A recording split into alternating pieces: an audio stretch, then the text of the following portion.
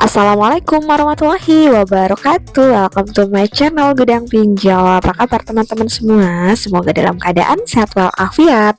Kali ini saya akan bahas tentang pinjaman online, tentunya yang sangat cepat dan juga tanpa ditolak. Penasaran aplikasinya apa? Sebelumnya jangan lupa di subscribe, like, dan komen dulu channel saya ini.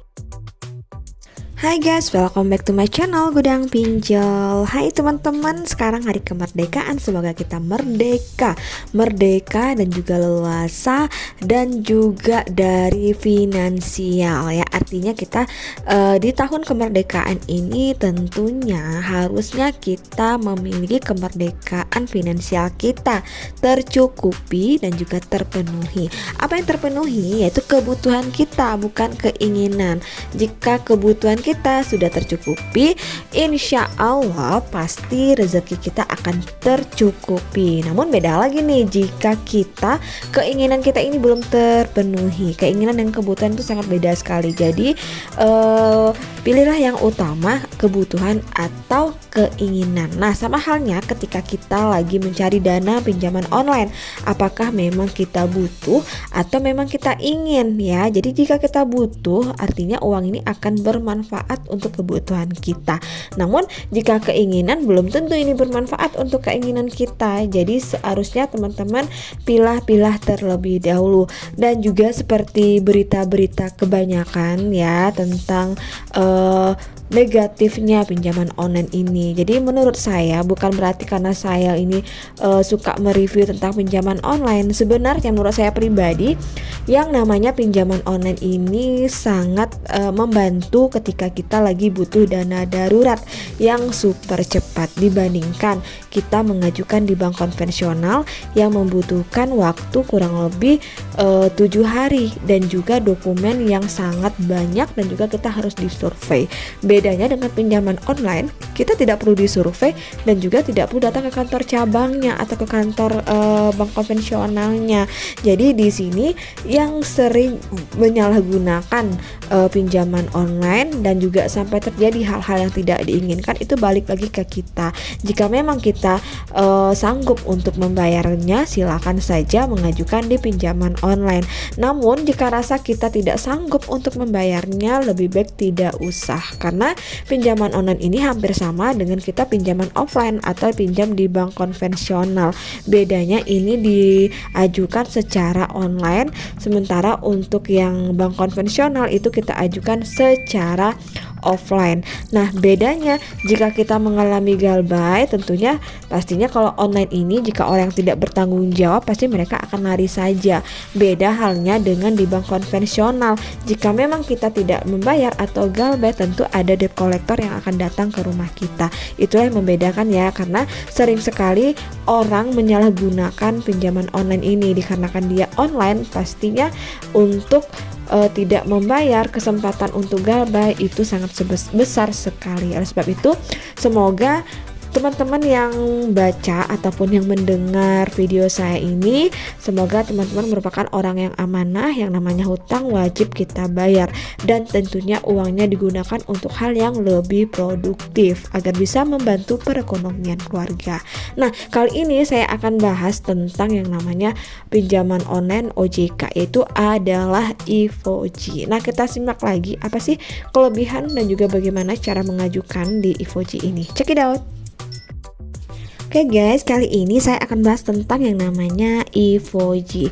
Ivoji ini adalah salah satu pinjaman online yang sudah terdaftar di OJK dengan biaya layanan yang memberikan kepada kita limitnya dari Rp500.000 sampai dengan Rp4.000.000. Biasanya untuk pengguna baru kita mendapatkan pinjaman dari Rp500.000 sampai dengan Rp2.000.000.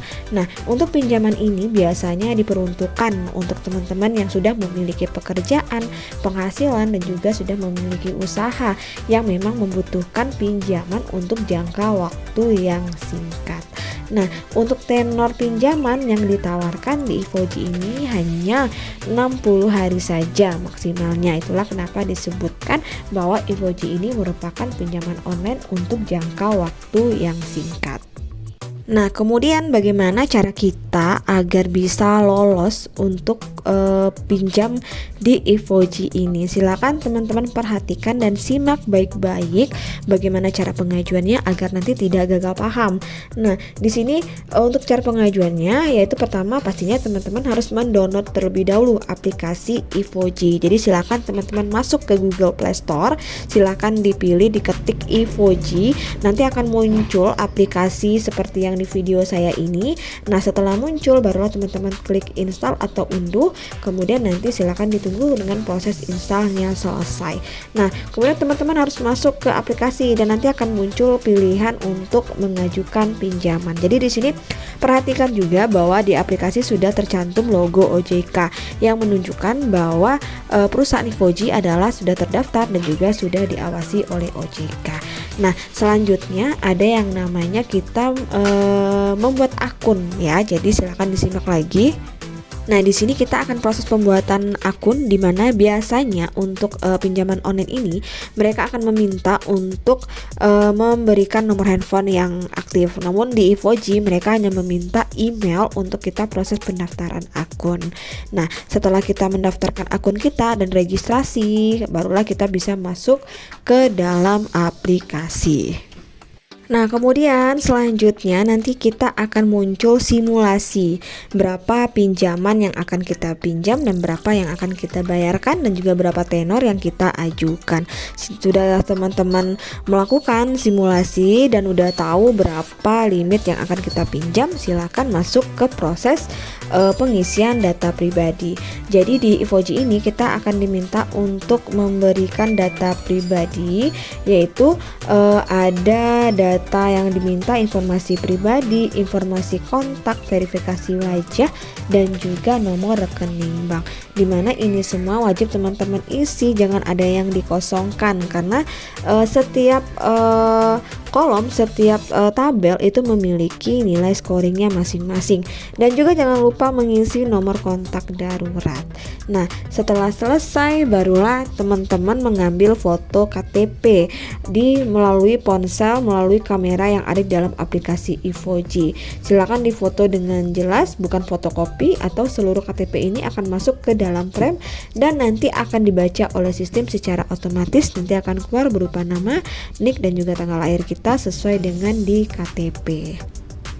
Nah, setelah semua data yang kita isi dengan benar dan tidak ada yang dikosongkan dan datanya itu juga udah sesuai dengan KTP, maka nanti semua data kita akan dimasukkan ke dalam sistem credit scoring Ivoji yang akan mengolah dan akan memutuskan apakah pinjaman kita diterima atau ditolak.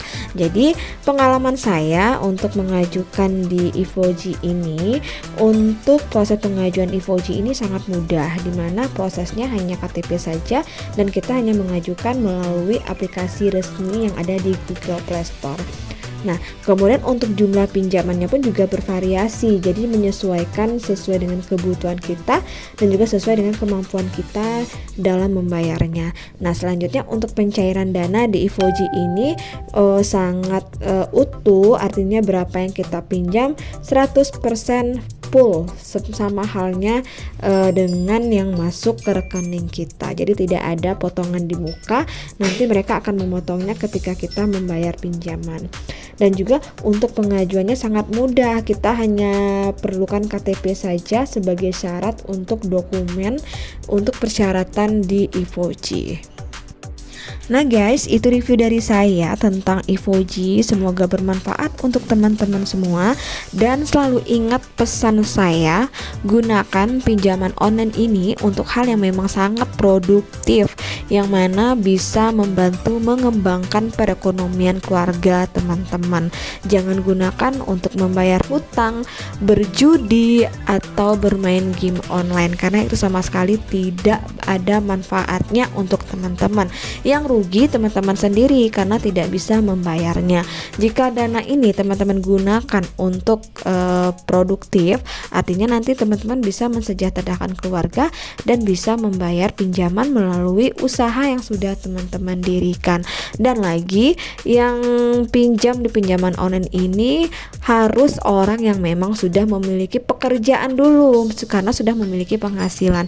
Bagaimana sih Kak yang tidak memiliki pekerjaan? Sebaiknya jangan pinjam di pinjaman online atau di pinjaman yang lainnya, karena teman-teman pasti nggak akan tahu gimana cara membayarnya, kecuali dana ini teman-teman gunakan untuk membuka usaha pertama kali ya. Jadi harus berhati-hati dan lebih bijak dalam menggunakan keuangan agar tidak terjadi lagi korban-korban pinjol akibat kesalahan kita sendiri yang tidak memikirkan terlebih dahulu apakah pinjaman online ini baik untuk kita atau tidak. Semoga informasi dari saya ini bermanfaat dan juga bisa digunakan untuk hal yang lebih produktif lagi.